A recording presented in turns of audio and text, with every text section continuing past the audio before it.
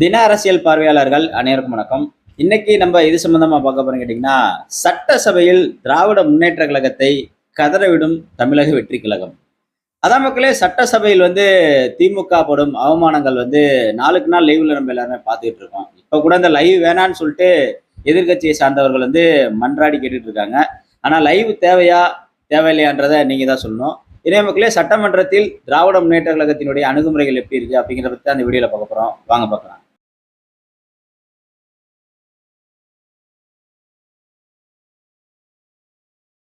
இந்த வீடியோக்குள்ள போறதுக்கு முன்னாடி மக்கள்கிட்ட எப்போதும் நம்ம ஒரு கேள்வி கேட்போம். அதே மாதிரி தான் இன்னைக்கு ஒரு கேள்வி.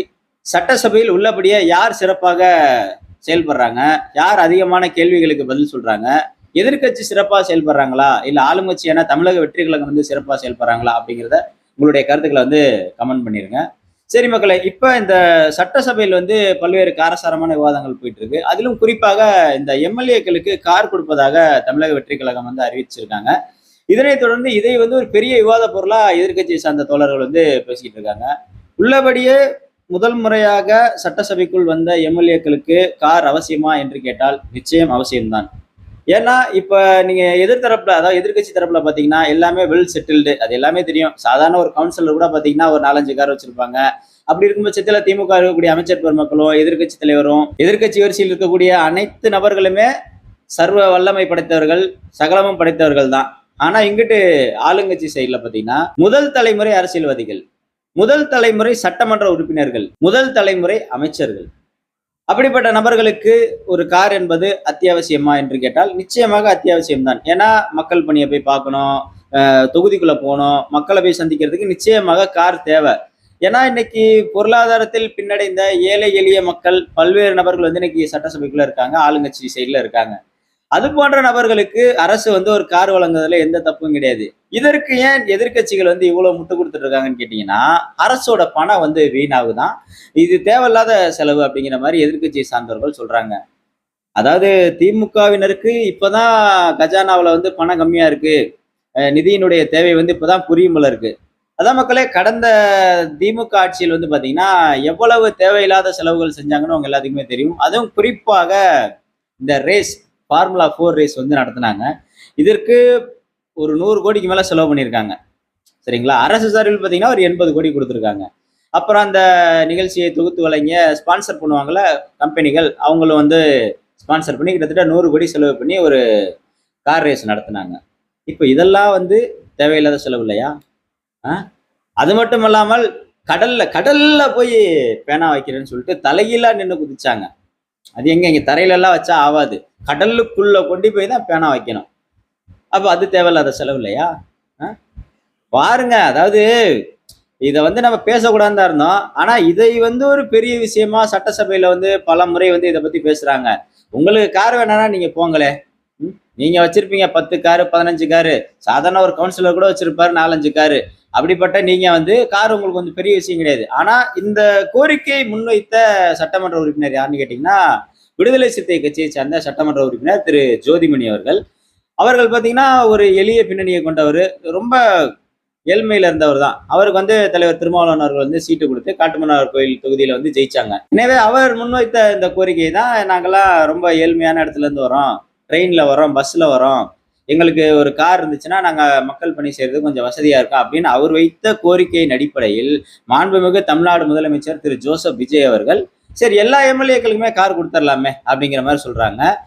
எனவே இந்த கார் கொடுக்குற விஷயத்துல வேணுங்கிறவங்க வாங்கிக்கங்க, வேணாங்கன்றவங்க வேணாம்னு சொல்லிட்டு போயிருங்களே. அதையும் அவ்வளவு பெரிய அரசியல் ஆக்குறீங்க. அப்படியா மக்கள் மேல உங்களுக்கு அக்கறை? அரசு கஜானா பணம் இல்லைன்னு சொன்னீங்க, அப்புறம் இப்படி கார் வழங்க மட்டும் உங்களுக்கு எப்படி பணம் வருதுன்னு கேக்குறீங்க? நீங்க எவ்வளவு வெட்டி செலவு பண்ணீங்க? அதுவும் குறிப்பாக இந்த தேர்தல் நேரத்தில் யூடியூப் விளம்பரத்துக்கு பல கோடிகளை நீங்க செலவு பண்ணீங்க. எவ்வளவு கோடிகளை செலவு பண்ணிருக்கீங்க? தேர்தல் அஃபிடவுட்ல நீங்க கொடுக்குற அத்தனை உண்மைதானா? உள்ளபடியே 10,000 ரூபாய் காசு வச்சுட்டு தான் ஸ்டாலின் அவர்கள் வாழ்றாரா? வேற பணமே அவர்கிட்ட இல்லையா? இதெல்லாம் நம்ம கேட்க தோணுதா இல்லையா? 10,000 ரூபாய் காசு வச்சுட்டு எப்படி கொடைக்கானல் போக முடியும் தேர்தல் முடிஞ்சோன்னையும்? நம்ம சாதாரணமா ஒரு ஏழை எளிய மக்கள் கொடைக்கானல் போனாலோ டூர் போனாலோ பாத்தீங்கன்னா ஒரு 15,000 20,000 செலவாயிருது. ஆனா ஒரு 10,000 ரூபாய் காசை வச்சுக்கிட்டு எப்படி ஸ்டாலின் அவர்கள் கொடைக்கானலுக்கு டூர் போனாங்கன்னு யாரும் கேட்கலையே. அதான் மக்களே, இந்த கார் கொடுக்கும் விஷயத்தில் பல்வேறு நபர்கள் இன்னைக்கு விமர்சனம் பண்றாங்க. அந்த நபர்கள் எல்லாம் திமுக ஆட்சி காலத்தில் திமுக வீணாக விரயம் செய்த பணம் குறித்து ஏன் கேள்வி எழுப்பவில்லை?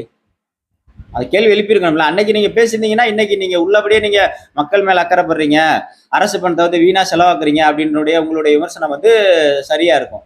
ஆனா அன்னைக்கு திமுக ஆட்சி காலத்தில் வந்து கடந்த 5 ஆண்டுகள் எவ்வளவு வெட்டி செலவு பண்ணாங்களே, அதெல்லாம் ஏத்தி எத்தனை பேர் கேள்வி கேட்டீங்க? இன்னைக்கு இருக்கக்கூடிய சட்டமன்ற உறுப்பினர்களுக்கு அடிப்படை வசதி இன்னைக்கு காரு. இன்னைக்கு சாதாரணமா ஒரு குடும்பத்துக்கு கூட ஒரு கார் தேவைப்படுது. ஒரு குடும்பத்தோட எங்க வெளியில போறாங்க வராங்கன்னா கார் தேவைப்படுது.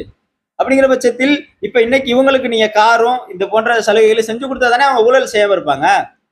அதாவது அந்த ஊழல்ங்கிறத எங்க தொடங்குதுன்னா, ஓட்டுக்கு பணம். சரிங்களா? ஓட்டுக்கு பணங்கிறப்ப 1000 500 கொடுத்து ஜெயிக்கிறாங்கன்னு வைங்க. இப்போ ஒரு வார்டை எடுத்துக்குவோம். அது வட்டன்னு சொன்னாலும் அதுல எடுத்துக்குவோம். ஒரு கவுன்சிலர் ஆகிறதுக்கு குறைஞ்சபட்சம் இன்னைக்கு 50 லட்சத்துல இருந்து 1 கோடி வரைக்கும் செலவு பண்றாங்க. ஓட்டுக்கு பணம் கொடுக்கறது, அங்க போய் ஓட்டு கேட்கறது எல்லாத்தையும் சேர்த்து. அப்ப அங்க வரக்கூடிய கவுன்சிலர் வந்து இந்த பணத்தை எப்படி எடுக்கலாம் தான் பாப்பாரே தவிர மக்கள் பணி எப்படி செய்யணும்னு பார்க்க மாட்டாங்கல்ல. 50 லட்சம் போட்டவங்க 1 கோடி எடுக்க பார்ப்பாங்க, 1 கோடி போட்டவங்க 2 கோடி எடுக்க பார்ப்பாங்க. இங்க இருந்து தானே முதல் ஊழலே ஆரம்பிக்குது. ஆனால் இன்னைக்கு தமிழக வெற்றி கழகத்தை சார்ந்தவர்கள் அப்படி ஜெயிக்க கிடையாது. அவங்க ஓட்டுக்கு 1 ரூபா பணம் கொடுக்க கிடையாது. அவங்க மக்களை சந்திச்சாங்க, விஜய் அவர்களுக்காக ஓட்டு போட்டு இன்னைக்கு போய் சட்டமன்ற உறுப்பினர்களா இருக்காங்க, அமைச்சர்களா இருக்காங்க. இது போன்ற நபர்களுக்கு பாத்தீங்கன்னா பொருளாதார வசதி ரொம்ப கம்மி. ஒரு சிலர் வேணா பொருளாதாரத்துல உயர்ந்திருக்கலாம், ஆனா ஒரு சிலர் வந்து பாத்தீங்கன்னா ரொம்ப ஏழ்மையான நிலைமையில இருந்து தான் எம்எல்ஏ இருக்காங்க. எனவே அவர்கள் வந்து மக்கள் பணி செய்யறதுக்கு ஒரு காரு, உதவியாளர், டிரைவரு இது போன்ற வசதிகளை செஞ்சு கொடுத்தா தானே அவங்க மக்கள்கிட்ட பணம் வாங்காம இருப்பாங்க. அதான் கமிஷன் வாங்காம இருப்பாங்க, அவ்வளவுதான். எந்த அரசு அலுவலகங்களிலும் கமிஷன் வாங்காம இருப்பாங்க, எந்த ஒரு வேலையை செய்யறதுக்கும் கமிஷன் வாங்காம இருப்பாங்க. அதான் மக்களே, உள்ளபடியே இவங்க அரசோட பணம் வீணா செலவு பண்றாங்க அப்படின்னு ரொம்ப இவங்க அக்கறைப்பட்டா இவங்களுக்கு எவ்வளவு சலுகைகள் தெரியுமா? ஒவ்வொரு அமைச்சர்களுக்கும் எதிர்க்கட்சி தலைவருக்கும் ஒவ்வொரு எம்எல்ஏக்களுக்கும் எவ்வளவு சம்பளம் வாங்குறாங்க தெரியுமா? எவ்வளவு சலுகைகள் அவங்களுக்கு இருக்கு தெரியுமா? அவ்வளவு நீங்க வந்து அரசு பணம் செலவாகக்கூடாது அப்படின்ற அக்கறை இருந்தா அந்த சலுகையெல்லாம் எங்களுக்கு வேணான்னு சொல்லுங்களேன். நீங்க என்ன கஷ்டப்படுற இடத்துல இருக்கீங்க? எதிர்க்கட்சியை சார்ந்த உறுப்பினர்கள் எல்லாமே ஒரு காருக்கு 2 காரு, வீடுக்கு ஒரு வீடுக்கு 100 வீடு வச்சிருக்கீங்கல்ல. எங்களுக்கு எந்த அரசு சலுகை வேணாம், அரசு வந்து கடும் நிதி நெருக்கடியில இருக்கு, அதனால எங்களுக்கு எந்த சலுகை வேணாம், நீங்க வச்சுக்கங்கன்னு சொல்ல முடியுமா உங்களால? அப்படி சொன்னீங்கன்னா நீங்க தேவலாம். ஏதோ ஒரு கஷ்டப்படுற எம்எல்ஏக்கு ஒரு கார் கொடுக்கறதுக்கு வந்து இவ்வளோ நீங்க விமர்சனம் பண்றீங்கன்னா உங்கள் நோக்கம் வந்து எதை கற்பிக்குது? கஷ்டப்படுறேன், கஷ்டப்பட்டுட்டே இருக்கணும், வசதியா இருக்கேன், வசதியாயிட்டு போயிட்டே இருக்கணும், இதை தானே சொல்ல வரீங்க? இணைய மக்களே, இந்த கொஞ்சம் பொருளாதாரத்தில் பின்தங்கிய வறுமையில் இருக்கக்கூடிய எம்எல்ஏக்களுக்கு கார் வழங்குவது சரியா தவறா என்பதை கமெண்ட் பண்ணிருங்க. நன்றி, வணக்கம்.